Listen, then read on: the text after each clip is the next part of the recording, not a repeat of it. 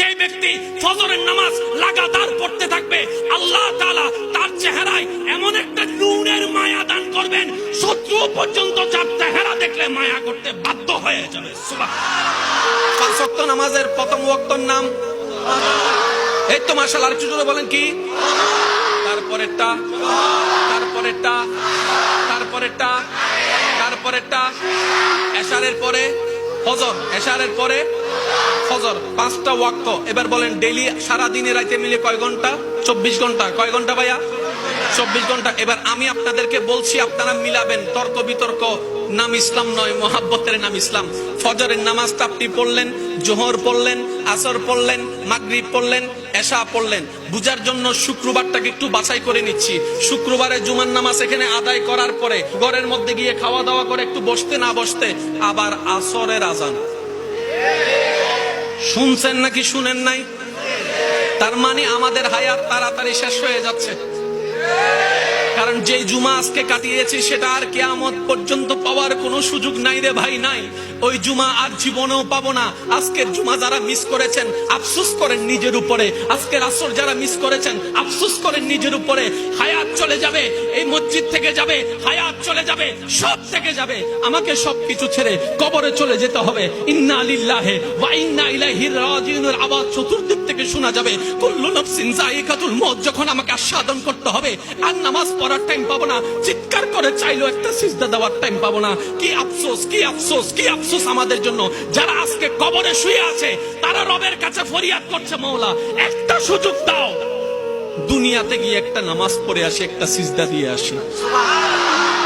কবরবাসী চিৎকার করে রবকে বলে, মওলা ভুল করেছি, ভুল করেছি, ভুল করেছি, একটা সুযোগ দাও।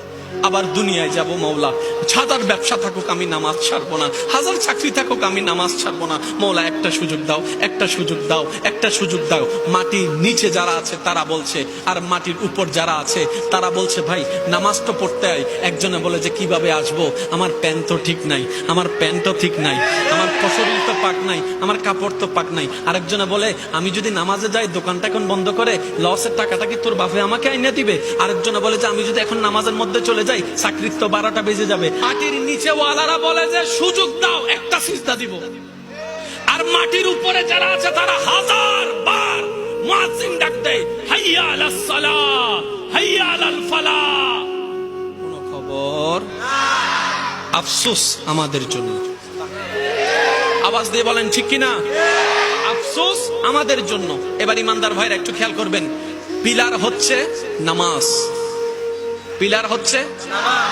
এবার যে চায়, আমি কাউকে নামাজ পড়তে বলবো না, এবার যে চায় তার ঘরের ছাদ ঠিক থাকুক সে নামাজ পড়বে। আমি কিন্তু কাউকে পড়তে বলছি না, যে চায় তার ঘরের ছাদ ঠিক থাকুক সে যেন নামাজ না ছাড়ে। কারণ আপনার কাজ এখানে দুনিয়াতে নামাজকে ধরে রাখা, নামাজ আপনাকে ধরে রাখবে। সুন্দর হওয়ার জন্য ইচ্ছা আছে না নাই? আমার কথা গ্রহণ করতে হবে না, আপনি আপনার জ্ঞান দিয়ে অ্যানালাইসিস করেন, মিল পাইলে নিয়েন, না হয় বাদ দিয়েন। এতক্ষণ বলছে সাদা হলে চলবে, এখন বলছে সাদা হলে চলবে না, একটু মায়া লাগবে, চোখগুলা একটু টানা টানা হইতে হবে, হাসিটা এমন হাসতে হবে যেন ফুল জর্জর জর্জর জর্জর করে পড়ে, কথাগুলো এমন আদব এবং মিষ্টি থাকতে হবে যেন শুনলে শুনতে ইচ্ছা করে, শুনতে ইচ্ছা করে। চুলগুলো এমন থাকতে হবে যেন আমার বউকে আমি হাত বুলাই দিলে নিজের মনটা একটু শান্তি হয়ে যায়। টোটাল চেহারাটা এমন থাকতে হবে, সারাদিন পরিশ্রম করে ঘরে আসার পরে যখন বউয়ের চেহারা প্রথম দেখব, ওই চেহারায় এত মায়া থাকবে যেন আমি সারাদিনের কষ্ট দুঃখ সব ভুলে যেতে পারি। এটাকে তো সুন্দর বলে। এবার বলেন, সেই সুন্দর মানে কি ফর্সা? নয় নয়। সেই সুন্দর মানে কি লম্বা? নয় নয়। সুন্দর কাকে বলে? শ্রদ্ধার সাথে বলে একটু মনে রাখবেন, সুন্দর বলে যে এমন একটা কোয়ালিটি, এমন একটা গুণ, এমন একটা সৌন্দর্য যেটা দেখে দেখনেওয়ালার অন্তর শান্তি হয়ে যায়, দেখনেওয়ালার অন্তর শান্তি হয়ে যায়। যেটা দেখার পরে দেখনেওয়ালার অন্তরে মায়া জন্মাবে, যেটা দেখার পরে দেখনেওয়ালার অন্তরে শ্রদ্ধা জন্মাবে, যেটা দেখার পরে দেখনেওয়ালার অন্তরের মধ্যে একটু ভালোবাসা জন্মাবে, একটু মমতার জন্মাবে, একটু মায়া জন্মাবে। আর এটা ফর্সা দিয়ে হয় না। আমাদের চট্টগ্রামের ভাষায় একটা কথা আছে, ডাইরে মারি ফেলি, ডাইরে মারি ফেলি। হয় না? না হয়, হয় না? ঠিক না বেঠে? ডাইরে মাইরে ফেলছে মানে কি?